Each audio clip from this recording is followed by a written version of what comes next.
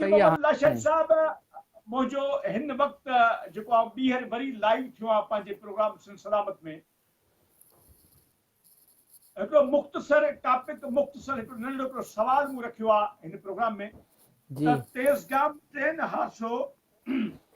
ऐं पंजाब हुकूमत तरफ़ां पंजाब हुकूमत जो रवैयो सिंध खे ट्रकुनि जे ज़रिए मिलंदड़ लाश इन हवाले सां मुंहिंजो छा मौक़िफ़ आहे? ॾिसो, सभ खां पहिरीं त असां माना उन्हनि सभिनी जेके ख़ानदान आहिनि जिन जो एॾो इंसानी ज़ियान थियो आहे या जेको बि मौत थियो आहे, असां उन्हनि सां गॾु आहियूं हिन ॾुख जी घड़ी में। ऐं अलाह ताला खां दुआ आहे त अलाह ताला उन्हनि खे जन्नत अल फिरदौस में जॻह ॾे। जेके फ़ौत थी विया आहिनि, जेके पोयां वारा आहिनि, उन्हनि खे अलाह ताला जेको आहे सो सब्र ऐं जमील ॾे। जेसि ताईं इन सवाल जो तालुक़ु आहे त पंजाब हुकूमत जा जेके रवैया आहिनि सिंध हुकूमत जे हवाले सां या असां त इवन सिंध सां चवंदासीं, जीअं जा तव्हांजो अगरि सवाल ईअं आहे त छो त पॉलिटिक्स थींदी रहे थी, पर जेके चवंदा आहिनि न मुल्क जा जेके धणी आहिनि उन्हनि खे इहा ॻाल्हि सम्झ में अचणु खपे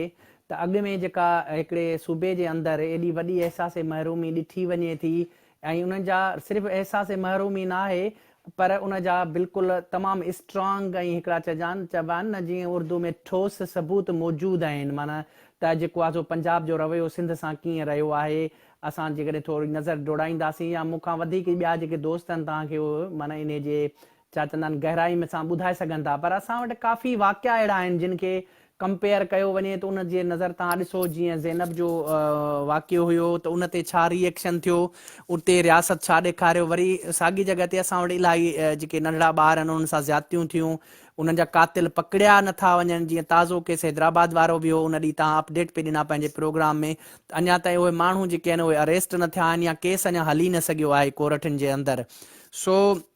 रियासत जा रवैया या इन जा कानून ॿिनि सूबनि जे लाइ अलॻि अलॻि इहो ऑलरेडी माना असांखे ॿुधाइनि था त हुननि जो छा रहे थो। त असां त माना टारगेट माना छा चवंदा आहिनि सिर्फ़ु PTI खे न कंदासीं इन सेंस में, छो त असां सम्झूं था त इहो शुरू खां वठी हुननि जो इहो हिकिड़ी शयुनि जो तसलसुल आहे, उहे हमेशह ईअं ई कंदा आहिनि, हुकूमतूं कंहिंजूं बि हुजनि। ऐं ॿिए हवाले सां ज़ाहिर आहे ज़िमेदार हमेशह उनखे ठहिराइबो आहे या उहो ई थींदो आहे जेको वाघ धणी हूंदो आहे। हिन वक़्तु हुननि जी हुकूमत आहे PTI जी, त असां ज़रूरु चवंदासीं त PTI वारनि जो जेको बि पीपल्स पार्टी खां उन्हनि खे केतिरा बि इख़्तिलाफ़ात हुजनि त भले हुजनि, पर इहो आहे त जेकॾहिं अहिड़े मौक़े ते जेको आहे त असां सिंधियुनि खे इन्हनि इहो कहिड़ो मैसेज ॾिनो आहे या कहिड़े मैसेज ॾियण जी कोशिशि कई वई आहे। ऐं असां सिंधी माण्हुनि खे इहे शयूं हाणे सम्झणु खपनि त जेको आहे जेको तव्हां असां जेको रोज़ानी वारो रोज़ राड़ो हिते कयूं था वेही फेसबुक ते या सोशल मीडिया ते या मुख़्तलिफ़ जेके बि असां चैनल्स आहिनि जेके कम्यूनिकेशन जा, उहे यूज़ करे पंहिंजो आवाज़ु उथारियूं था, त इहा ॻाल्हि उन्हनि खे बि सम्झण में अचणु खपे जेके असांजा पंहिंजा सिंधी आहिनि, जेके ईअं चवनि था तव्हां कुझु कयो हूंदो त तव्हांजा माण्हू कुझु खॼियो था वञनि, तव्हां हीअं कयो हूंदो त तॾहिं त मिसिंग थी था वञनि, फलाणा थी था वञनि, हीअं था थी वञनि। असांखे उहे ॿुधाइनि त इहे जेके ट्रेन में जेके शहीद थिया आहिनि उन्हनि त भला वञी के बम कोन टोड़िया हूंदा या के बम फाड़िया हूंदा या कंहिंखे मारियो हूंदो या कातिल हुआ या घुरबल हुआ, तव्हां उन्हनि जे फैमिलियुनि खे तव्हां कहिड़ो मैसेज पिया ॾियो। सो असांखे तमामु घणो ॾुख बि आहे उन्हनि फैमिलियुनि सां, असां ॾुख जी घड़ी में जेको आहे सो मौजूदु उन्हनि सां शामिलु आहियूं। सेम टाइम ते असां उन्हनि बि